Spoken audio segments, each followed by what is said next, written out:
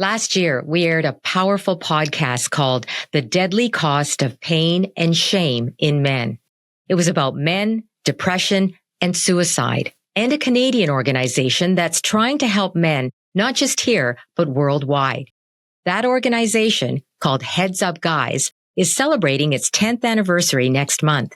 And in honor of the life-saving work that they're doing, we'd like to replay that podcast.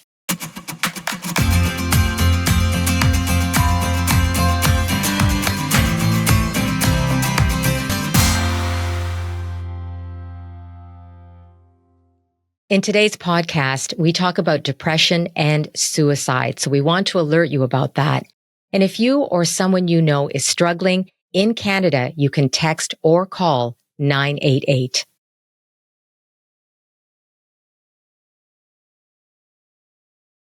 You know, I was really taken aback when I was preparing for today's podcast. We're talking about men, depression, and suicide. So important that we talk about this. And I was a health reporter for a number of years, so I thought I knew a few things about this issue, that it's the second leading cause of death for men under the age of 50, that men die by suicide at 3 times the rate that women do. And that's in North America and also the UK. But one of the most disturbing and saddest facts that I came across is the reason why my guest, Dr. John Ogrodniczuk, created an organization called HeadsUpGuys. It's a resource that's designed for men and their families to help them cope and to help prevent a downward slide that many men face.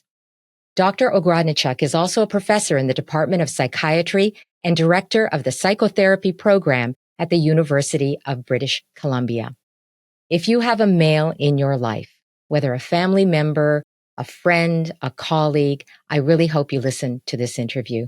Hi, John. Thanks for joining us. Hi, Mary. Thanks very much for having me. So I think we should start up and talk about why you started HeadsUpGuys. Well, if we reflect back on some of the alarming statistics that you just shared a moment ago, that's really at the crux of our efforts to develop the HeadsUpGuys resource. It was abundantly clear that what we were doing wasn't working. The services, resources that were available weren't connecting with men. Men weren't using it.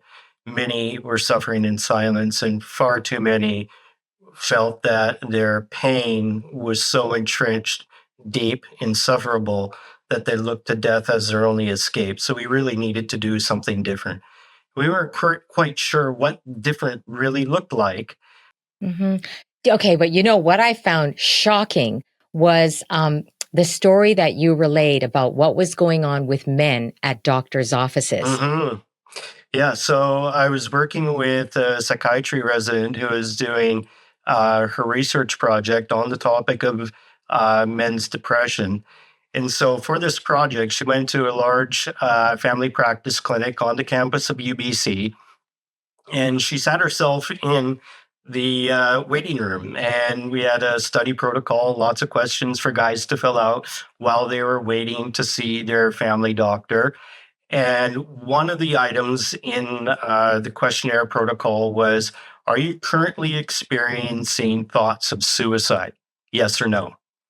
I think there was about somewhere in the neighborhood of 7 to 10% of the participants, while they were sitting in the doctor's office, saying, yes, I'm currently experiencing thoughts of suicide right now, right here. Not one of those men, when they saw their family physician, mere moments after completing that item, brought up the topic of suicidal ideation, having thoughts of suicide, wanting to take their own life. And that was shocking. So that was also telling us we need to do something different to change the conversation around the topic of suicide. Yeah, I mean, when I heard that, I was shocked by that because they're there right at the doctor's office. And I mean, I often hear that, you know, people may not feel comfortable talking about this with their loved ones, but you would think that then they would talk about it to their doctor. Exactly. So, yeah. And so, I mean, there's so many questions around this. Like, first of all, why do you think that is? Why would they not even want to talk to their doctor about this?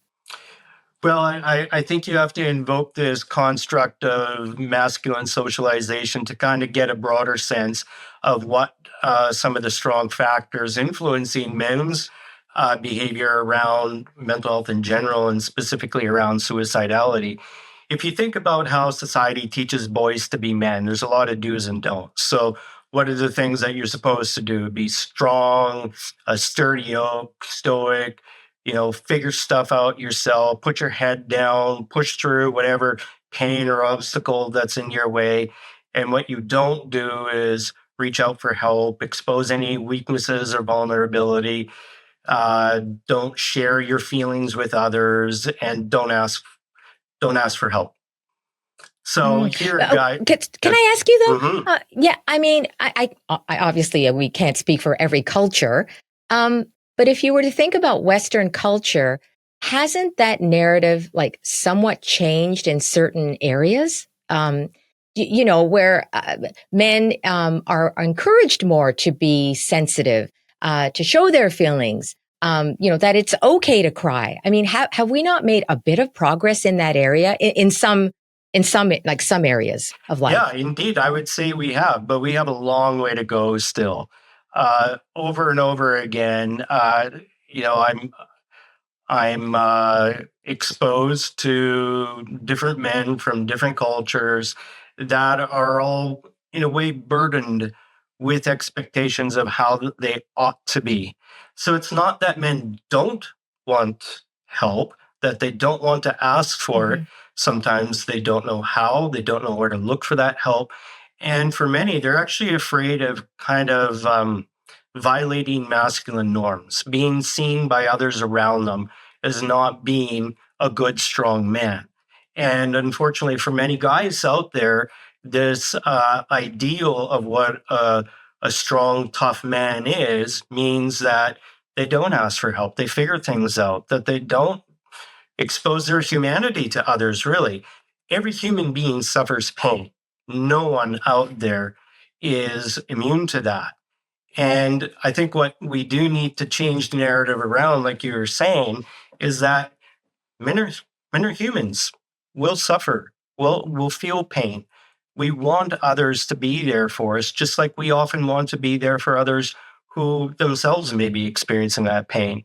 And so by saying, I'm having a really tough time, I'm scared, I'm down, I'm grieving, whatever it may be, that's okay. It doesn't affect how I see myself as a strong person, a strong man. The other thing I wondered about too is, I mean, there are symptoms of depression, and that could include, men taking, I guess, less interest in activities that they normally like. There's changes in sleep. They could be fatigued. There are all these symptoms, but so I'm thinking about like where on that path of depression. Do people not notice, or are these men hiding it? Are they hiding those symptoms, even though they might be experiencing it? Sometimes they are. There's this insidious creep of these symptoms. They're not there and then they're profoundly there. It's that sometimes their sleep is off a little bit, but then that becomes our norm. But because it's occurred over a longer period of time, it's just kind of been accepted. I'm not sleeping anymore, or my appetite, I just don't want to eat anymore. And it's not like it just begins like this. But then very often, guys do know that they're struggling some way. They do know that they feel off, but it comes back to what we were saying a few minutes ago, is say there's concern about whether or not they can share that with other people, how other people will react to that, whether they'll be judged, rejected, abandoned. And so guys, not too infrequently, will turn to other ways to cope with that pain, if you will. And that's where substance use really comes into play. And that's very common for guys to kind of numb the pain, to escape from it, to distance themselves from those feelings. And in a temporary way, it kind of works. But in a long-term way, it does not work Mm-hmm. whatsoever. It compounds the problems, makes things far, far worse.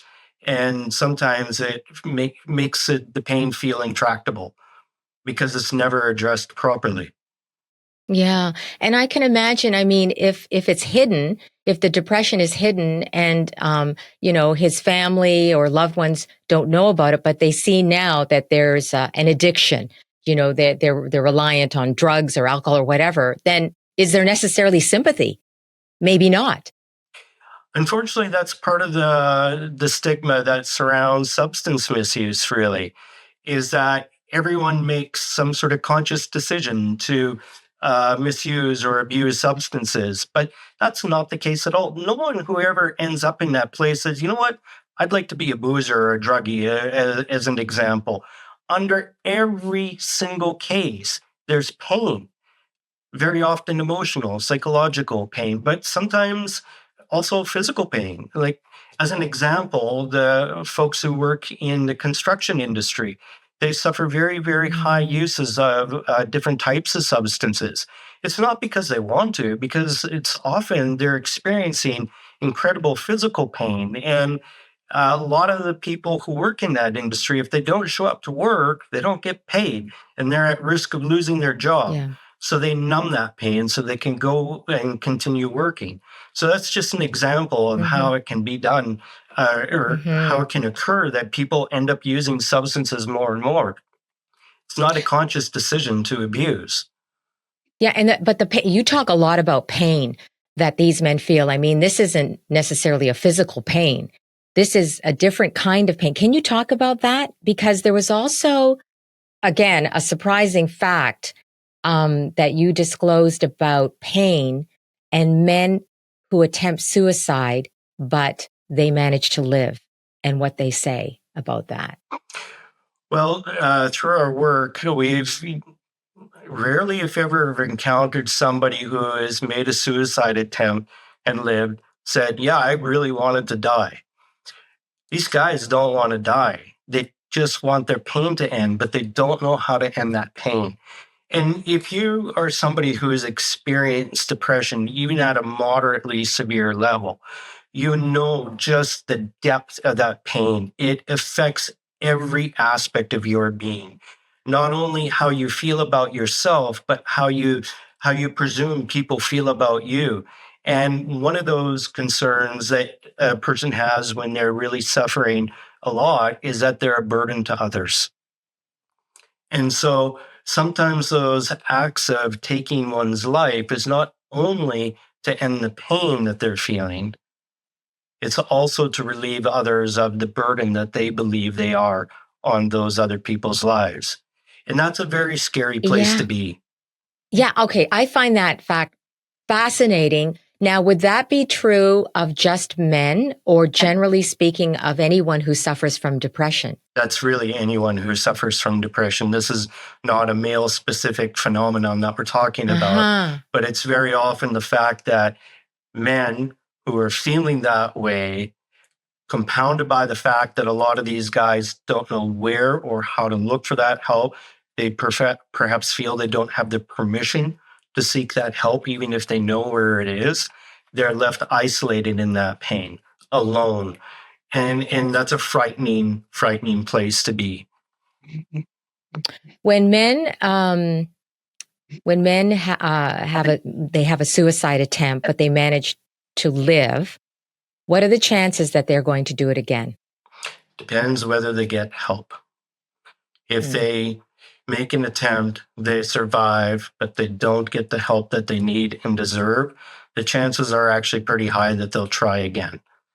But if they can get help and gain a sense of hope, have people around them that really care and that they believe that the people around them do care, that they're not a burden, that people are making a conscious, independent decision to say, hey, you are an important person in my life and I want to be there for you. If the guy can believe that, then they'll want to live for them rather than wanting to escape life because they feel that their life is somehow an impediment on others. Yeah, and you talk a lot about shame as well, Mhm. that is associated with pain. And so, why is it shame that can be the focus of these men and not another kind of emotion? Like, why not remorse or sadness or, why shame? Well, sadness is a core aspect of a depressive experience, but the shame comes in because somehow a lot of guys feel that they've failed. They failed being a good, strong man. They failed others in their lives. That they haven't been able to fulfill sort of their manly or masculine obligations in life to be a caretaker, a provider, the sturdy oak for others to rely on. And so there's this sense of that they failed. As I say, I think that's the simplest Yeah. way, that they failed. I mean, when you keep talking about this idea of masculinity that men have, I mean, it does, okay, it's certainly ingrained, but it just seems so like as if we're stuck in a groove. Even though, like, even despite, as I was saying, how we've tried to change the narrative and that it's okay, for men to show vulnerability and sensitivity and all that. I think on the one hand, women, we've been able to make strides, right? In the workplace and, socially and at home. I mean, still, of course, there's always room for improvement, but well, what about men? Like as far as this emotional side and the, psychological side, what's going on there? Well, I think you have to approach this with a lens that it requires generational shifts. If I think of my own father and how he grew up, how I grew up, how my own son's growing up, I see these shifts, but they take time.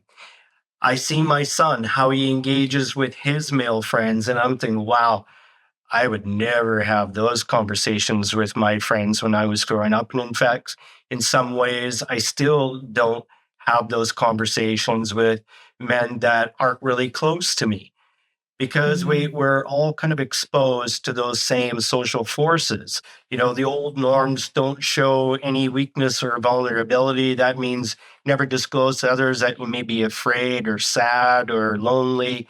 And more contemporary communications, like guys need to express their feelings more. And it's like, okay, well, I'm told to do one thing here, but Yeah. I'm told that the opposite is what it means to be a man. So it's like, what do I do? Who do I trust? Well, How do I be? yeah. Doesn't that even make it more confusing? Like in some ways I can see the good side of it, right? Because it's saying, okay, it's okay if you show these, what used to be thought of as weaknesses. You can be vulnerable, you can cry. On the other hand, if they're getting conflicting messages, that's even more confusing. It is. I yeah. It's tough to be a guy, and I'm not flippant when I say that. It really Hmm. is because of these conflicting messages. And I think what's really important is that for each individual, we need to think of ourselves as an individual, a person, feeling good about who we are as a person. Doesn't matter about your sex or gender, it just matters about your sense of self. I can feel strong and capable and competent, but also understand that there are times where I will feel pain, I will feel suffering, that perhaps I want to be taken care of, need to be taken care of. But that doesn't mean that I'm no longer that strong, capable, competent person. And it's like I have to give myself the flexibility to experience humanity in all aspects. I'm not a rigid person where I fit inside this box and Yeah. I'm either good or bad. I'm strong or weak. Hmm. That's not how life ought to be. That's not how we ought to think of ourselves. So for a man who is suffering serious depression and having suicidal thoughts, I mean, where do you begin? Like, and what does work as far as treatments? And yeah. Well, I think it begins by recognizing that you are struggling, that what you're feeling, I don't like feeling like this. This isn't me. I don't like being like this. I need to change. I want to change. I need help. And something like depression, anxiety, these things are really, really beastly things to deal with. We can't tackle it on our own. We need people by our side to do that. And that's where, whether it's friends, families, close confidants, and very importantly, health professionals. For many people, it starts with visiting their family doctor. And that's why those findings from that research study we were talking about was so alarming, because here's the place that many of us look Yeah. to as the starting point of getting that help, and guys weren't asking for. So we need to Mm-hmm. change the messaging. It's like, if you're not feeling your best, here's what to do. Here's how to start. And so you'll find on our resource, our Heads Up Guys resource, we give guys scripts to how to start that conversation. And it could be something as simple as like, hey doc, I've been feeling like shit lately and I don't know what's going on. That opens the door to a very, very important conversation. It can be as simple as that. And so, what does Mm. that help look like? Sometimes medications are helpful if the symptoms are quite severe and a person's just not functioning well. But very importantly, for every person, what we advocate is therapy. Being able to understand ourselves, understand our minds. How did I get here? Why do I keep making these kinds of decisions that compromise my well being, that compromise my relationships, that don't allow me to function at my best? How do I understand my mind and myself so I can make better, more adaptive decisions for myself to live my best life? That's what therapy does. Mm-hmm. And I would imagine too that you have to get loved ones involved too, right? Because as you say, you need people around you, and that support is probably essential. It is, and that's how we frame, it on our resources, that you need your support team. You need good people Mm-hmm. by your side to be with you. And it doesn't mean that you are conceding control of your life. It doesn't mean that you're appearing to others saying, "Hey, I'm broken, fix me." It's not that at all. In fact, you are taking control of your health. You are taking control of your life. And when you're reaching out to others, it's like, I respect what you have to offer, whether it's just, help with doing chores or important information that you may have that I could use for myself. It's just having good people by you so that you don't feel alone through this journey. Because as I mentioned before, it can be a Mm-hmm. very, very isolating experience. And for Yeah. guys, loneliness is already a big thing. And so you really don't want to feel alone when you're tackling something like depression. Yeah. Do you know, I am curious too, and I don't know if you have this information, but if a man was to disclose what he's going through, so let's say he has serious depression, who is the first person he's most likely going to disclose that to? Like meaning For family or outside, or a doctor. Like, yeah, I'm curious to know. for guys who are in a long-term relationship, more often than not, it's their partner who they turn to. If they're not in a relationship, it is often another family member.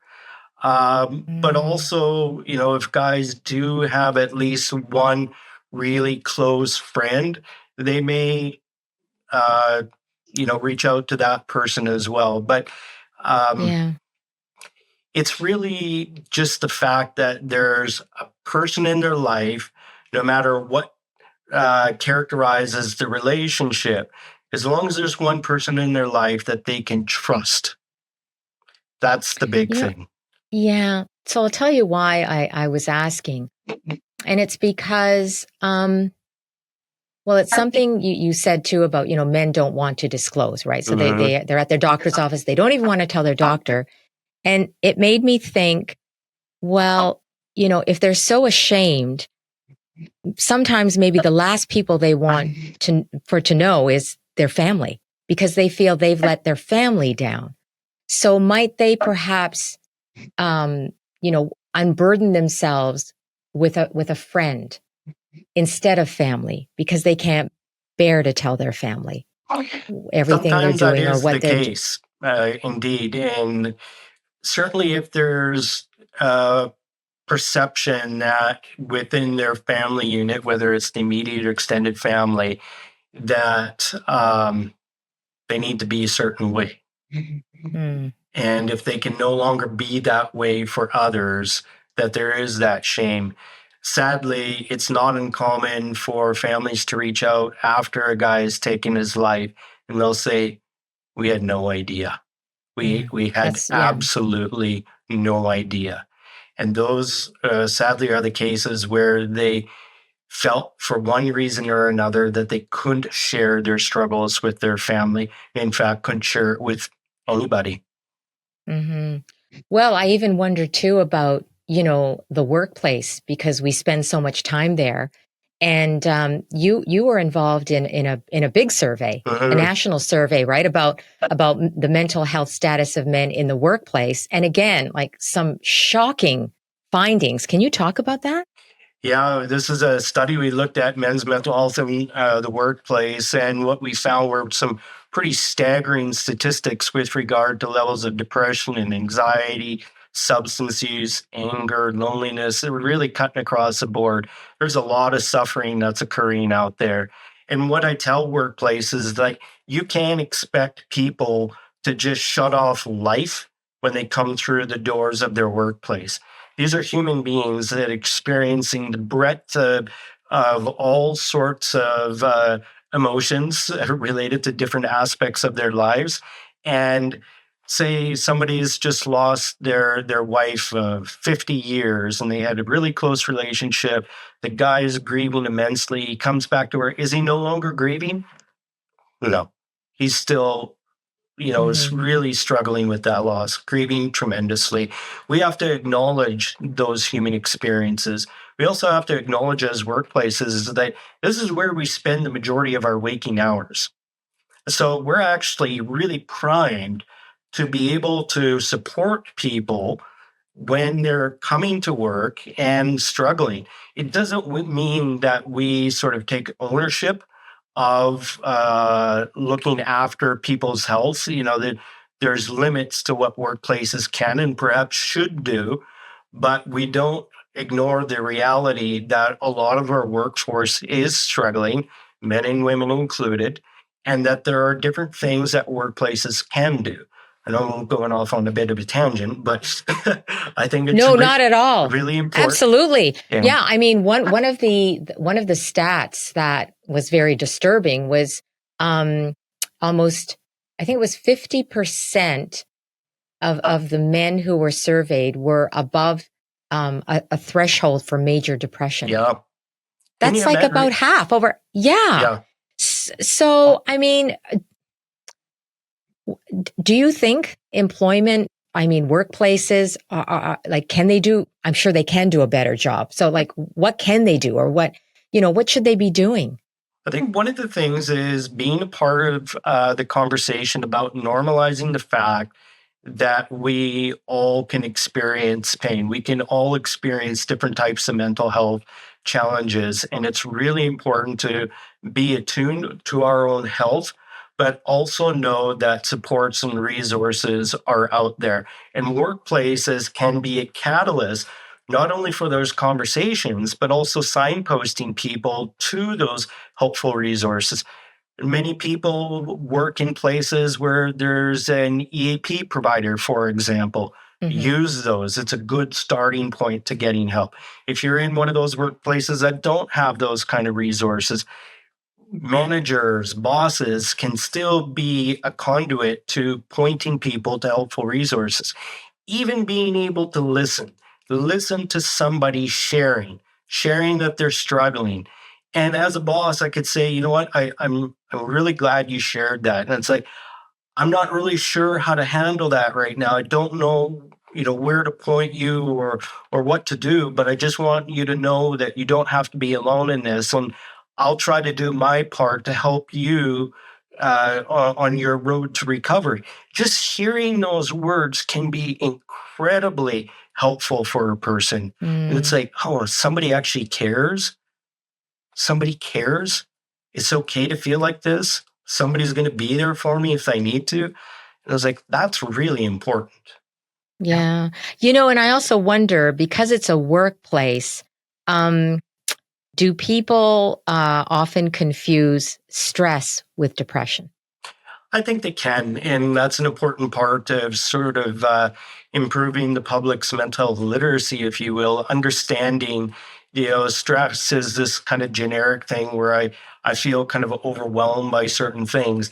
And definitely there's a connection between stress and anxiety, stress and depression, and it can be an impetus to the evolution of somebody developing depression or anxiety, or it could actually be a consequence. I may be suffering from depression, and I tend to feel, kind of easily overwhelmed because I'm struggling so much. So if somebody's saying, I'm really stressed, that's not something to be ignored, because it could be, say, somebody may be on a slippery slope here, or somebody may already be struggling. Yeah, because I also think, maybe men just say, oh, what I'm feeling is just stress. When it's not stress, maybe they're actually very depressed. Yeah, and so we can carry this conversation forward and say, okay, well, I'm just really stressed, and it's like, okay, but experiencing a lot of stress, I'm sure you don't feel very good about that. It's not something that you want present in your life. What can we do about it? Let's nip this thing in the bud before it grows into something more serious. Yeah. Do you know, I want to just go back and talk a little bit. We were talking about society and expectations, and there's something as well about the messaging I feel that we get through various media in a public way that seems to set up two camps of women and men against each other. Why can't we have everybody rise? And I think part of that mixed messaging isn't helpful for men either. I don't know how you feel about it. Yeah, I know exactly what you're talking about. Sometimes I hear that whether it's implicit or sometimes it can be explicit, that the struggles that women have faced, continue to face, is because of men. And yeah. Sometimes it is, though. Well, it is. Yeah. It is. I mean, it is. Yeah. It is. But that can be, compounded, and it can be used too generally, and men start feeling ashamed. And the only way if you continue that line of rationale, the only way to lift women up, so to speak, is to put men down. That's how a lot of guys are coming into my office feeling that way, that sometimes feeling ashamed about being a man. Do you hear that a lot? Sadly, I do. Sadly, I do. And I like what you had said a moment ago, is that why can't we lift everyone up? Everyone as a human being has a right to good health and happiness as a member of society, as a human being on this planet.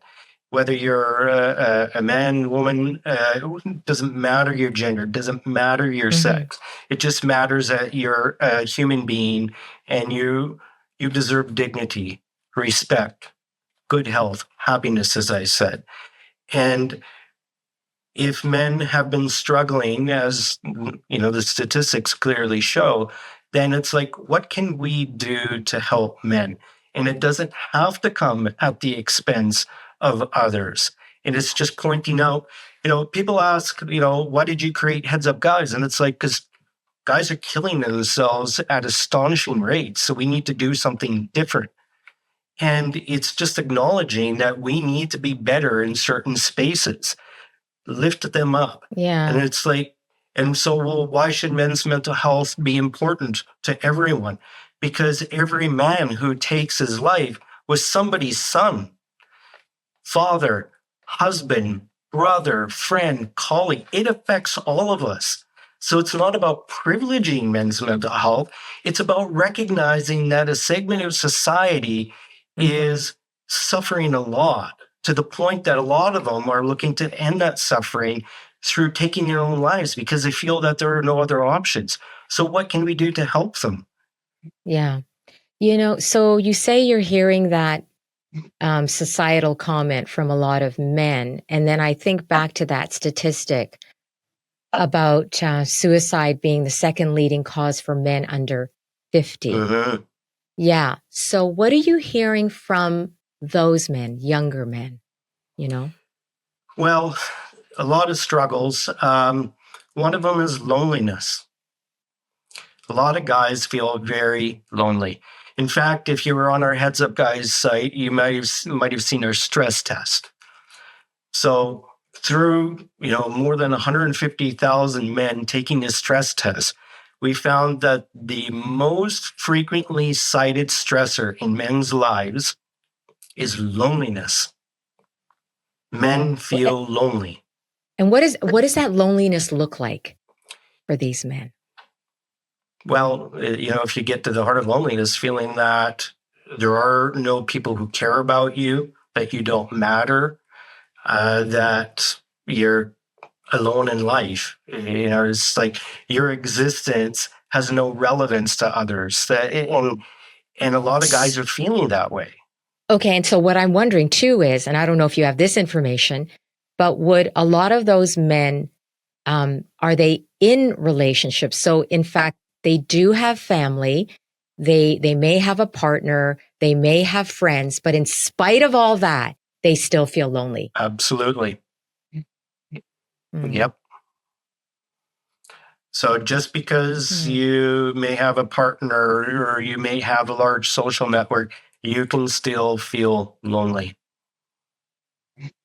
Yeah, I guess that's true for anyone. Mm-hmm. I mean, but I'm wondering, I wonder if it's a worse problem for men. Do we know?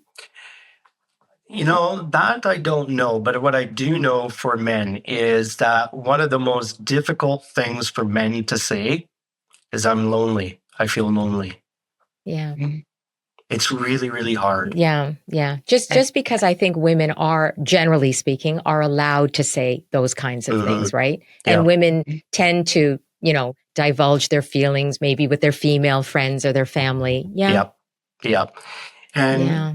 so if you say, if you acknowledge that a lot of guys are feeling lonely, and then you compound that with struggling with a mental health challenge like depression, and then feeling like you can't or shouldn't reach out to anybody for help, you just think about how isolating that is. That's really hard. Yeah. So, because you're working with men directly, you do these surveys, you do research. What is it like when a man actually does get good help? Tell me how that can how that can change his life. It's profoundly life altering. Being able to be in the presence of, I'm not saying that every man needs a male therapist, but I think when you are in the company presence of another man who shows genuine care and concern and empathy, gives a person the space to feel and be with their pain and be okay with that. Be okay with that. And it's like, oh, so you're not actually erasing pain or anything. They're living with it. yes, to be able to experience all of it. And for a lot of guys, they'll be harboring decades worth of pain, never being able to fully experience it. And so part of that therapeutic process is actually giving space to feel that pain, then to understand, where did that come from? Where did that pain come from? And through that, you understand yourself better. You understand your mind better. And that's something that is incredibly empowering. Very often it feels like, oh, I'm controlled by these thoughts that go through I'm controlled by these strong emotions. But when you understand yourself better and you gain this self-awareness, this insight, you gain control over your mind, if you will, rather than feeling that your mind controls you. So are you saying, are you breaking a pattern of thought? Oh, absolutely. That's absolutely part of it. Okay. Yeah. Yeah. Can you give an example and I hope there are many, many examples of someone who you've helped and what happened to their life afterwards. I'll give you an example of my program manager, the program manager for Heads Up Guys. So his name is Josh. I was not Josh's therapist, so I can't talk about me helping him in that therapeutic sense. But Josh was the very first person that I hired for Heads Up Guys. He had a computer science background, exactly what we needed to develop a digital resource, but he also had lived experience. He had suffered tremendously, and he was looking to start life anew, scope out a new path for himself. And we're coming upon our 10-year anniversary next summer, next June. And Josh has been there every step of the way. He's been a critical part of the success that we've enjoyed. And I've seen Josh blossom. He shares his story because he knows his story resonates with millions of men. It's like, I suffered to the point where he didn't want to be here anymore. And he knows that as painful as that story and that part of his history is, he knows that by sharing that story, he's saving other men from making that same decision. And that really connects with a lot of people. And I've seen him grow into, a really capable and competent and caring person. And, it brings a tear to my eye, when I think about just the evolution of him as a person. And it's because he felt that it was okay to share that he was struggling. He knows that it's okay to say, you know what, today's a really tough day and I need a little time to myself. And that's all right. There's no shame behind that. Yeah. There's no judgment. Knowing that there are people who care is also really empowering. And so I just share that because to me, this is the nearest example I can give you, but a very powerful and profound one, where a guy reached out for help. He got that help. He found himself in an environment with other supportive, and I'm not just talking about myself, but with other people who cared and understood, and how that kind of environment can really help a person grow to become their best selves. Mm-hmm. Why do you think, when it is such a huge problem, and not just in this country, but in many other countries, why is more not being done about this? And why is it not even being talked about more? Mary, I ask myself this every day. Why? It is changing. I will say that. Okay. If I think about 5 years, even 10, 15 years ago, the conversation is changing. More attention is being given. There is, I believe, more empathy and compassion being provided to others who are struggling. But what we still need to really change is guys, for example, being able to be more empathic and compassionate toward themselves when they are struggling. That's the real stubborn aspect of stigma, if you will, that we still need to work a lot on. But nonetheless, we continue to do that. Look, having a resource like Heads Up Guys out there kind of legitimizes the pain and suffering that a lot of guys feel. And I don't say that in a naive kind of way, but very often it's for guys, when they see a resource and come across it for the first time, there's an immediate sense of relief. It doesn't mean their problems go away, but it's like, wow, I'm not alone in this.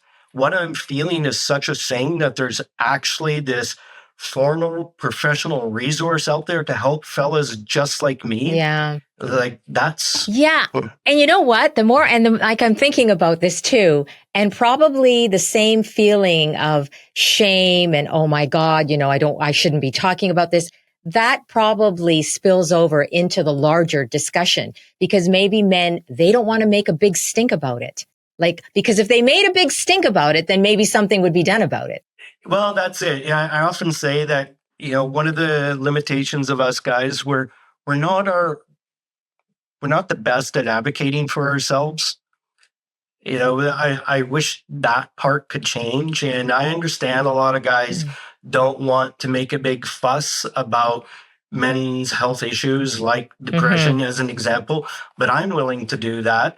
And so, and I do, because it's a topic and that why? Why do you? Because you're very passionate about this. I am, because I just hate seeing people suffer. And I see a lot of guys suffering, and I'm in a position to do something about that. And so I feel it's sort of my personal, moral, professional obligation to do that. And so I'm willing to do it. And, if I can be a small part of the change, it makes me feel good about what I do. Yeah. Well, we appreciate it very much, John. And I very much appreciate your coming on to talk about this as well. Well, Thank you. thank you. Thanks for creating some time and space for this. It means a lot to me. That is Dr. John Ogrodniczuk. He is a professor in the Department of Psychiatry and director of the psychotherapy program at the University of British Columbia. He's also the founder of HeadsUpGuys. Now, if you or a male, someone you know, is finding it difficult to cope, please visit their website. It's headsupguys.org, where you can find help. And please check out our show notes as well, because you'll find out more on John and his work. If you'd like to follow us on social to get the latest CRAM updates, our handle is @CRAM Ideas. Thanks for joining us today, and see you back here next time.